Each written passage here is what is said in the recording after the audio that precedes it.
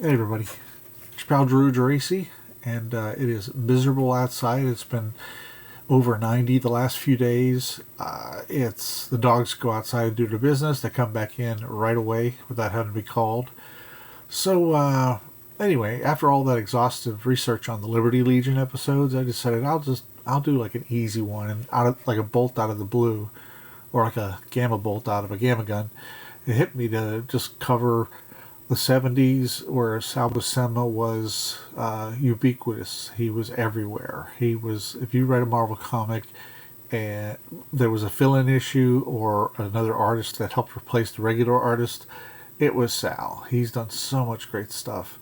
He had gone through a variety of inkers for a variety of years, and I've made no secret my dislike for Mike Esposito's inks, because they were just sort of, they were trace jobs, and that just, yeah, he Esposito has done better stuff on artists that have a lot more detail in the background, because Sal's he's more of a draftsman. It gives you the essential information, and but however, he's inking this, and it's looking great. This is issue 270, right a little before this time, about a year or two before.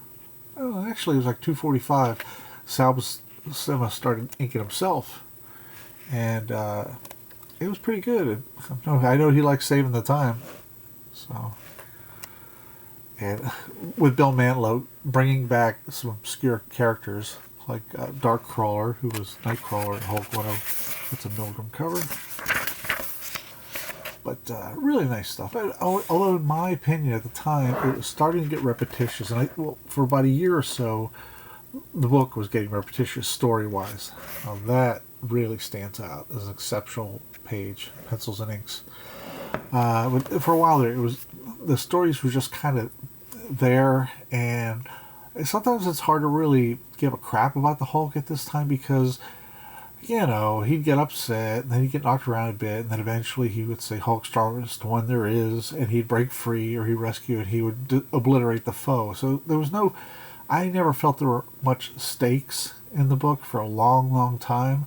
It's just sort of like, you wait. It's almost like the end of the TV show of the Hulk, where Bruce Banner or David Banner gets pushed around for most of the show, and then he hulks out, and he takes care of business. It's like, but the art was actually, it was this era that I came back solely because Bill Mantlo, with his wide Marvel history knowledge, rivaled by only Mark Gruenwald. That's Torgo from FF 94 or so. That's this creature, one-time creature who fought Hulk and Tales to Astonish for that helmet of knowledge that turned the leader into, I don't know, put him in a catatonic state. And there's Darkcrawler appeared in Hulk 136. They called them the Hulk Hunters, and they needed them to fight the Galaxy Master. So I'm going to skip the story elements of this now and just go right to the art. So really, really nice stuff. I really dig it, but there was a couple of years, I would say, right after they finished the Captain America crossover around issue 232, the book got really bland for a couple of years there. Even the Machine Man storyline wasn't that exciting.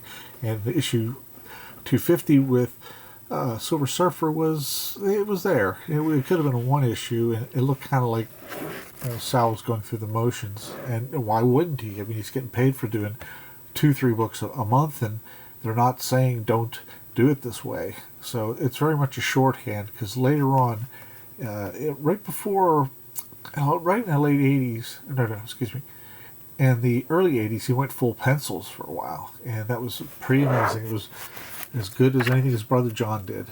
Now I'm going to jump ahead, and this, look at the inks here, these big, chunky, lush inks and anybody who reads comics, Marvel comics, on a regular basis, they'll recognize that it is. Come on. I'll just get to it. It's actually Joe Sinnott. Joe Sinnott took over because what happened was, he was doing ROM and Hulk every month, plus extra books, penciling and inking. John Byrne went to ink himself on Fantastic Four, so it left Joe Sinnott homeless, and they put him on Fantastic Four. On Hulk, and magnificent. Really, really cool stuff. Like I said, he didn't do the covers. So he was on there for a while, and I kind of liked it because, I didn't mind Burns inking on himself, so it was kind of like I was getting, this was elevating, the story, and the story was good. It's very wordy and such, but Bill Mantlo, his stuff was always pretty, it was worth reading through. So, that's Joe Sinnott, legendary inker on Sal, as well as Sal himself. Now, the Sal Buscema I associate most with the Bronze Age is this era, and frankly, here I go. I don't like the Mike Esposito work, because to me it's very basic, and it doesn't seem to do anything but hold the color in for the printer, make it easier for the colors. And I don't think that's the case. It's just that he was super fast, and like I said, Esposito's did some really great stuff before and after, but they seem to like to team him up with Sal because they were fast. And this is good, but there's not any real dramatic shadowing. The storytelling is top notch. It's just the physical, like the figures, like that could have been really dramatic, but all I see is a frown, a scowl, and a mask. And there's a little bit of fade in the top there, but you could have really had done some like, dark right down the middle of their faces, like double lighting and stuff like that, because otherwise it's just there. I remember I kind of stopped the book around this time, but I came back because it's a great, like, 6-part time travel story. Like, I saw this, I'm like, oh, yeah, big deal. It's just not that.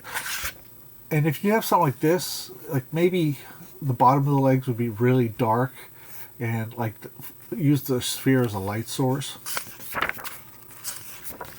And, here, he does. I know this is Esposito stuff here going on here. That's really great. It's just the figures are just done like animation cells, and unlike a clear lined artist like a Paul Smith, these are kind of just they're not nuanced. But I love this story so much. I actually bought this Marvel Masterwork just for this story.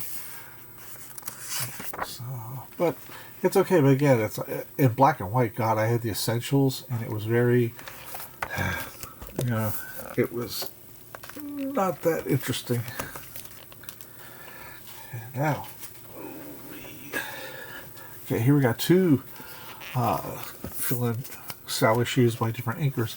I scratched that a couple months ago. I'm still so sad about that. I hate that. I have a perfect run of Daredevil Marvel Masterworks, except that I'm not going to buy another one. I had shown this on my other channel about comics for my spinner rack, and I only brought that up. Cocaine Glory. This is Jim Mooney embellisher, and Jim Mooney, like, look at the details on the figure, just a lot more, just softer. They're just more, but they're fleshed out much better.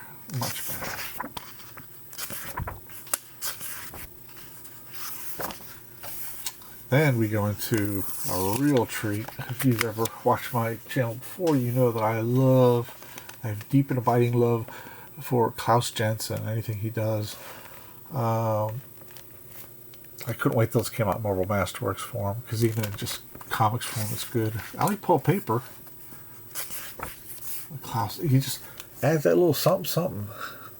He worked with Neil Adams at the Continuity Studio, and he picked up some of like the half-tone stylings and the feel of like the clothing, the shadows. Like, let's take that right there in the corner. That is 100%. The eyes, nose, mouth, and head are Daredevil's, but the details are all Janson. Maybe a couple lines that are like where his brow was furrowed, and the double lighting there. So I saw Janson a lot of stuff before I saw Frank Miller, and I used to say that Janson's the one responsible for the great look of Daredevil all these years, not necessarily Miller. No, I'm not belittling Miller. What is that, Heavenly? Got colors by Klaus as well. He does that rim light I go on and on about. So pretty nifty. Now, I don't mind. It's cool when there's an anchor that adds a little something, but some are actually overpowering, and I totally agree with Sal on this, with Ernie Chan. And I love Ernie Chan, but I didn't like him on the Hulk.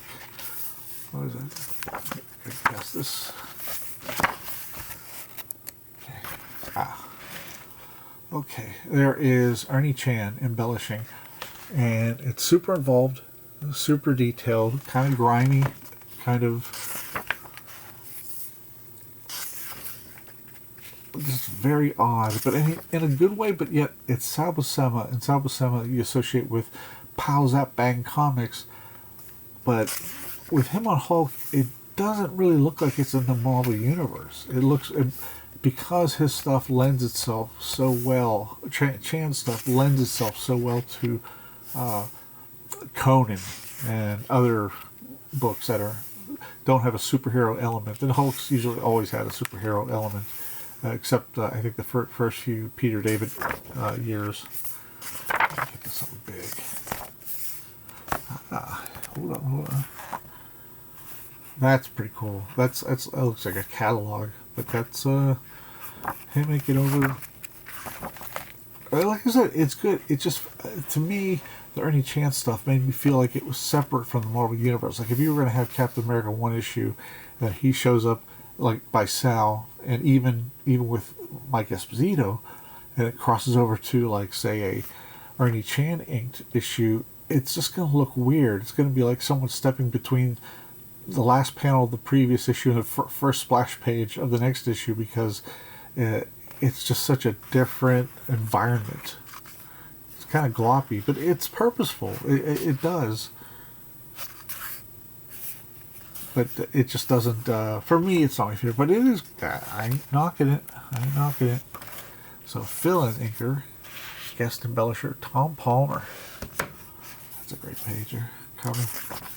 And going back to Ernie Chan, he did a ton of great covers in the mid-'70s, early '70s. He did a bunch of Justice League ones. He did a whole bunch of like Batman-related ones where I would look and say, I didn't know that was Ernie Chan. So he is malleable, but I think that's just sort of what maybe Len Wein wanted to have as an inker, just to give him get that Conan vibe, because Conan was pretty much a hot book, and it had a very well-selling magazine for many years, black and white. So I love these guys, even though there's like obvious flaws. Go for those. It's beautiful design by Sal. I'm assuming it's Sal, maybe. I don't know. There's a lot of uncredited. John Romita Sr. So you got that right there. That's a Palmerism.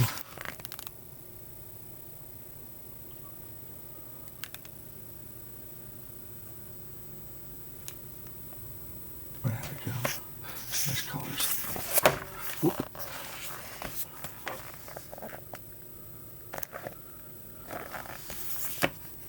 And here comes Jack of Hearts. Now here's one example.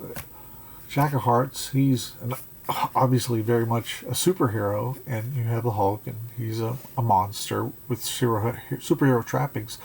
But with Marvel and a lot of books, if you're going to buy into the audacious gaudiness of certain characters, yet make the rest of the environment, weighed down with like a grimy, old town feeling, it doesn't match up, in my opinion. I do love these issues, but they're just not. I mean, part of them because of nostalgia. A lot of it is because the look at that, man. Love that. Soundly defeats Jack of Hearts. So it doesn't match up to me. That's all. But I do love it. The By Beast. of that character. So, Ernie Chan. And I have a better Tom Palmer example. That is, I think, Joe Buscema in Sinnott. I know it's definitely Sinnott, but I wonder if it's hard to tell if it's John or if it's Sal. But here is Sal being inked on issue 3 over Tom Palmer. First 2 issues were Joe Buscema and Joe Sinnott to warm up the audience. This you'll be able to tell a little better at the difference and the depth. And you know what, to be frank, I don't give a shit about shiny paper. I would rather it all be like matte paper or like a lesser paper, because it gives the inks a chance to breathe. Because otherwise, like there we go. Let's see, like there where Rich Rider's holding his barbell, he's like so vivid.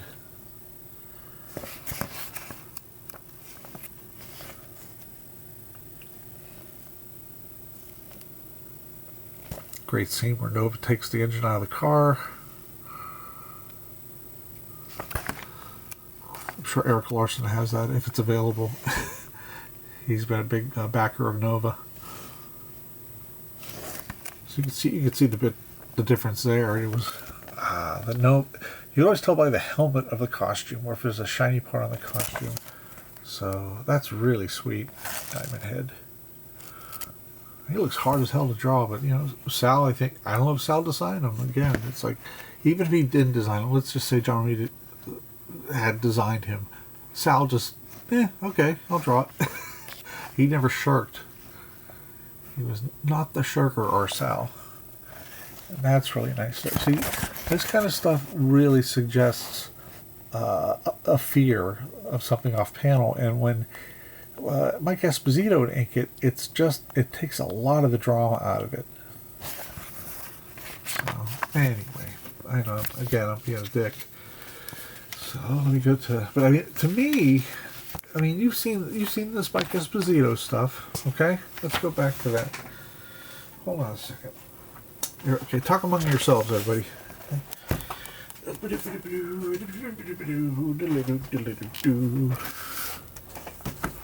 Okay, going back to this, it's pretty evident that Sal stuff is wide open for interpretation, to where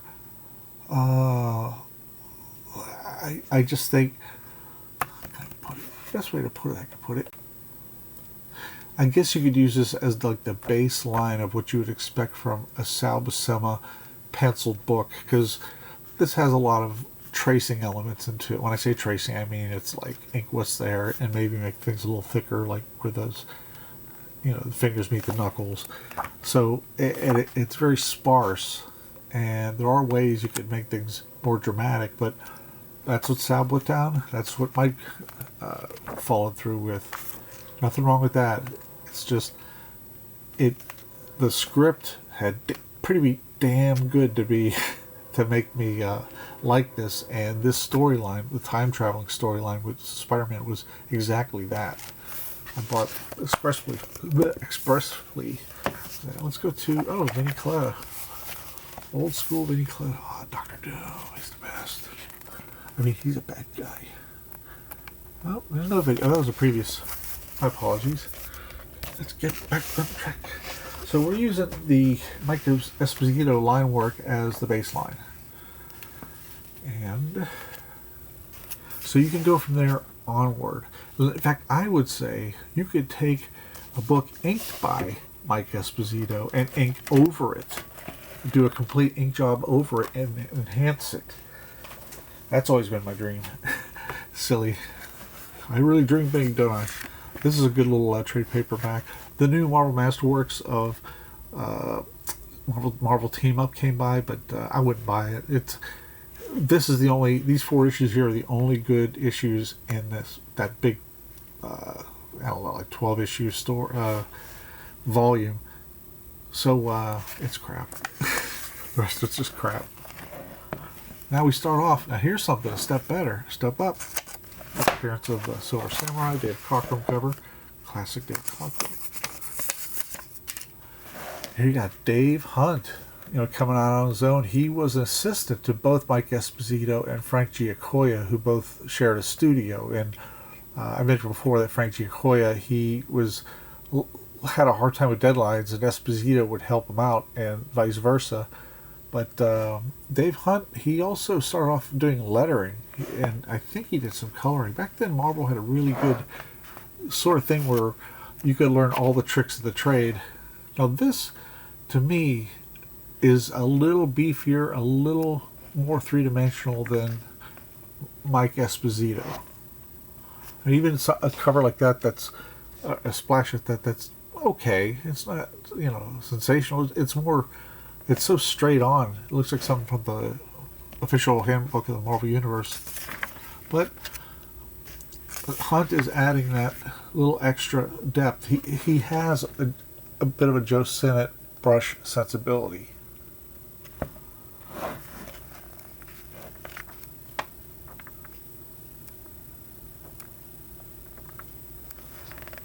And then we go to also. This is the only reason. Excuse me a second. Yeah, again, here we go. Here we go. The only good thing about the latest Marvel team up, Marvel Masterworks. Steve Lee Aloha. Love his stuff. It's so eerie. And you might say, hey Drew, this doesn't look like your usual superhero inks because you're going on about Ernie Chan, but I think it's just a different feel that I can't quite articulate. It's more dramatic, but it also can look modern. Like you have the shiny gems, and you have the faces also. They get a little changed because Sal basically gives you a blueprint. Story.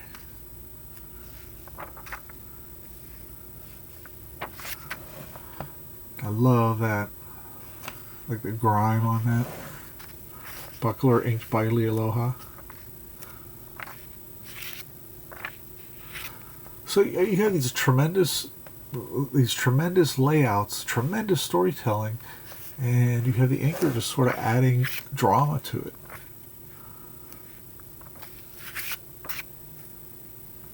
The Viper, Shang-Chi, everybody. So really, I love that stuff, big time. Now, I'm going to jump over to, this is late 80s, I think. Yeah, no, 1991. Spectacular Spider-Man. It was a triumphant return for Sal Buscema. He came back with issue 134 and did it almost to like issue 220 or something like that. But this is him in his mid-period where he went for like a real thin line and kind of scribble into it. Just really, really nice stuff.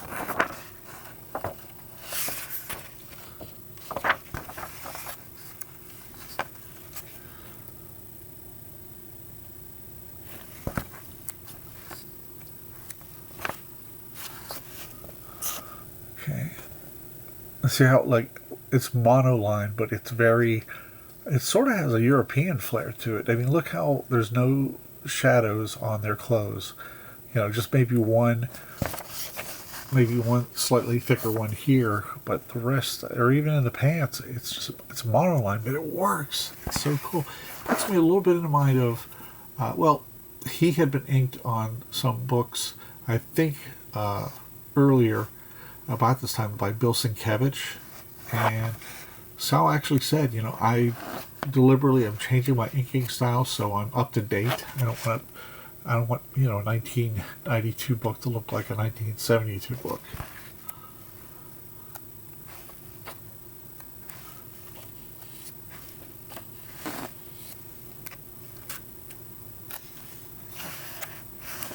And the faces have this really neat. It almost puts me like a chiseled look, like a Howard Chaykin. And I'm not saying he was influenced by any of those people. I'm just saying he that's a sensational face there that I wouldn't mind seeing like an old Marvel team up. So his style is just kicking in big time. So good. They're just now coming out with this stuff on omnibus format. I bought them over the years.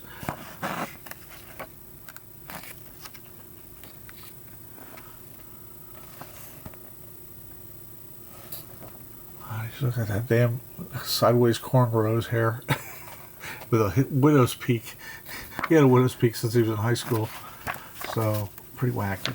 But now later on in his career, this is shortly before he retired just to become an inker. He decided to ink Ron Friends, I think it was Ron Friends on Spider-Girl, and he did an exceptional job. Now, look how minimized the lines are on here. It's more harsh chopping imagery mixed in with line, like a monoline, like highly graphic. How's about that for a face? I love that. It looks like a sketch you get at a convention, which is fine by me. I like to see more stuff done like that. And he's in a piss poor mood. Well, isn't this stuff just astonishing? Look at that. Part of the reason that Sal actually said he did change his style because he was seeing what the young kids were coming out with, the Image Boys, and even though he wasn't inking an Image style, he just thought, I have to up my game, even though I've been doing this for decades.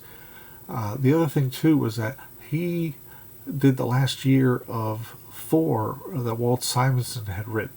Walt Simonson did like the first 2 years, and then there was a Balder the Brave miniseries that he wrote that Sal drew, and Sal really stepped up and got with a crisper feel to. It actually had a lot of a Simonson kind of, I can't quite think of the way to put it. Just the Simonson dynamicism, storytelling. See, look how quick it is. That chop, chop, chop ink. Oh, I love that stuff. I love it.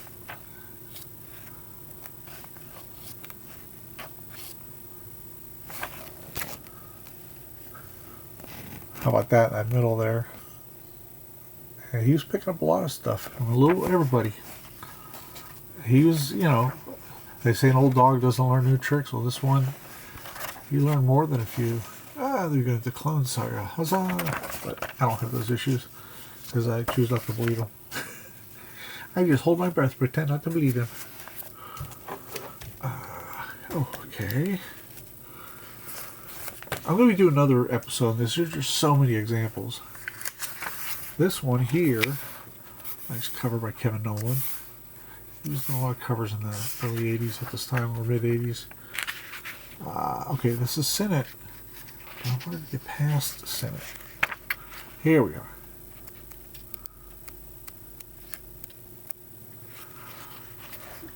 Gary Talek, who I don't know who he is, but I do love his stuff.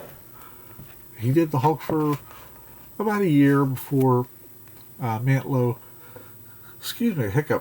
and Sal switched over to excuse me. Sal did the last year with Gary Talek, and then the next year Mike Mignola was doing the art because there was a big change. The Hulk got taken over by John Byrne pencils and inks, which didn't last long, unfortunately. And again, this sort of has that Ernie Chan vibe to it, and I do like that. It's just that it's not overly gloppy, I guess is what it is.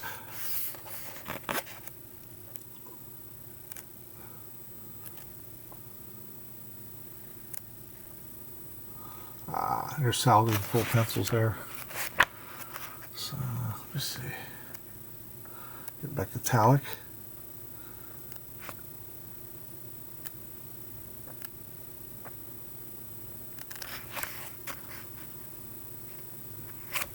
So, really, really great inks. And now, next episode, I'll have to do a lot of these. Well, in the late 70s, early 80s, there were a ton of books, monthly books, major books, that would have guest anchors, like, kind of jam on it. Like, Bob Layton did this, and he was doing pencils and inks on the next issue, which would be 130. So they had to kind of buy him some time. So good old Sal, wait a minute, D Minds plot and an M Hands. Usually they had M Hands meaning many hands as the anchor, or D Hands as the anchor, which would be diverse. But in this case, I guess they came up with the plot together. It was diverse minds, not just Michelini and Layton. So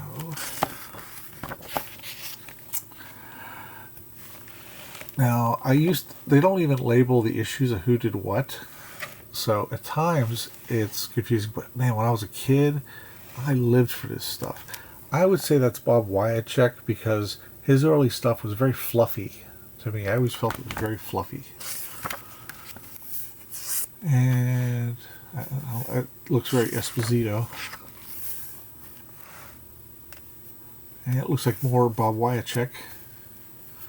Look at that. And you know what? He got that effect from using a razor blade. That's how you do it. Can you imagine people having a fit, having their armor damaged, or their pages damaged? This is Joe Rubinstein. Guarantee it. Just has that great, clean look. And the first time I saw Rubinstein's stuff was on the Hulk. Yeah, that's very much Rubinstein there. So I could do some fun pages there. Then we go into, I think, Ricardo Villagrán, who did a handful of books. He had a pretty interesting style when it came to... I didn't like the way he drew people, or he inked people, but I liked how he did, effects. Like, again, this is like over-the-top stuff that Villagrán's doing. And, that's part of why I became an inker. I thought, if you're the last guy, you could really make a good impression on something. You could really get your voice out there, on a monthly, case. Because, I would try. I'm such a slow artist that it's just not feasible. But then I became a grown-up inker. Well, inker, who's taller. So we end with the Bob Wyacek page. And then, as I said, we go into a... So, tell me what you think. Who's your favorite inker? Boy, oh boy, I would love to... There have been pages I've been tempted to re-ink that Esposito had done and play around with it. But for one thing, it would take a long time and nobody's paying me for it. I got to make a living. And also, I don't know if people would feel I'm being a snob, like shitting on there you go, somebody who came before me. It's just the Sal stuff was so basic.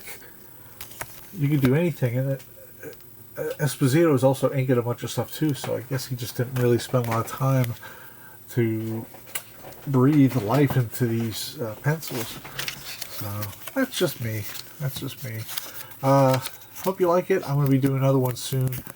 Tell me who you like as Sal Buscema's favorite inkers. Give me your top 10, and give me your top 5 or 10 shittiest ones, or combos that failed to connect. But they'll be polite about it. And yeah. That's it. There's so much. God, this is just like I thought of this stuff this morning. There's so many more inkers out there that have, like Ian Aiken and Brian Garvey and other stuff I've chose in the past.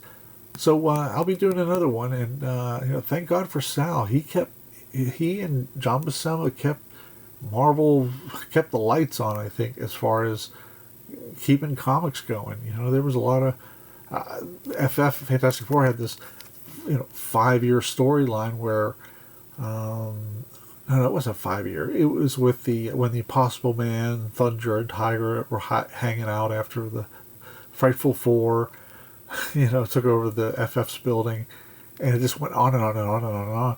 And finally, there was a jam issue where, like, Jim Shooter, Bill Mantlo, and somebody else wrote the final chapter, and Sal and Mike Esposito faithfully got it done. And I was kind of relieved too, because it was just absurd. But Sal to the rescue. Anyway, let me know what you think. Talk to y'all later, and have a good day.